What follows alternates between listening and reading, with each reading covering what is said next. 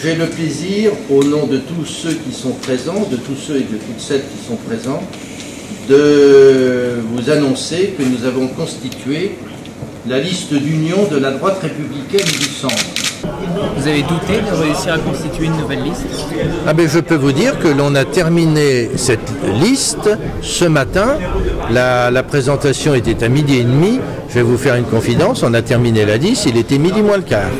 Tout simplement parce que certains ont reçu des coups de fil des plus hautes instances départementales et que certaines personnes ont considéré qu'elles étaient un peu victimes de pression. Je trouve ça inadmissible. Personnellement, je n'ai pas passé un seul coup de fil pour amener quelqu'un à changer de position. Je vis ça douloureusement, comme une trahison et en plus comme une faute politique, au sens que on a totalement déboussolé les électeurs du Mans et on donne une image totalement négative d'un parti politique qui se prétend démocratique.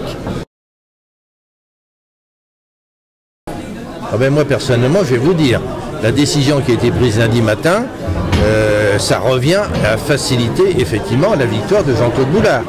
Et si Jean-Claude Boulard, à la fin du soir du deuxième tour, est élu, il pourra quelque part remercier la droite mancelle qui est quand même, qui peut laisser rêveur.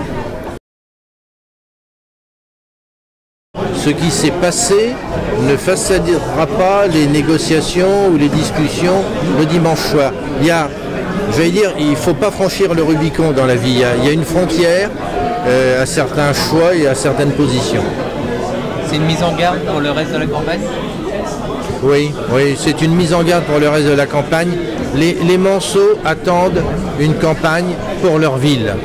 Quand on va dans les réunions publiques, dans les réunions de quartier, ils nous posent des questions qui sont concrètes.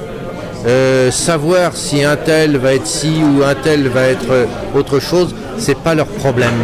Donc là, il y a vraiment un écart, un fossé important entre les interrogations des habitants, l'avenir de la ville du Mans et puis ces luttes d'appareils. Enfin, nous sommes dans des luttes d'appareils.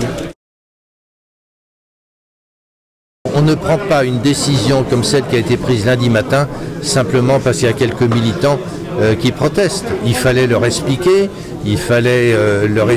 que l'union avait un prix. Mais c'est vrai que cet accord, tel qu'il a été décidé par les instances départementales, donne une place très importante à l'UDI.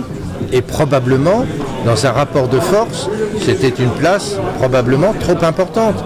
Mais après tout, on peut aussi considérer que c'était le prix de l'union. Je suis toujours membre de l'UMP. Je veillerai attentivement aux courriers qui vont m'être envoyés.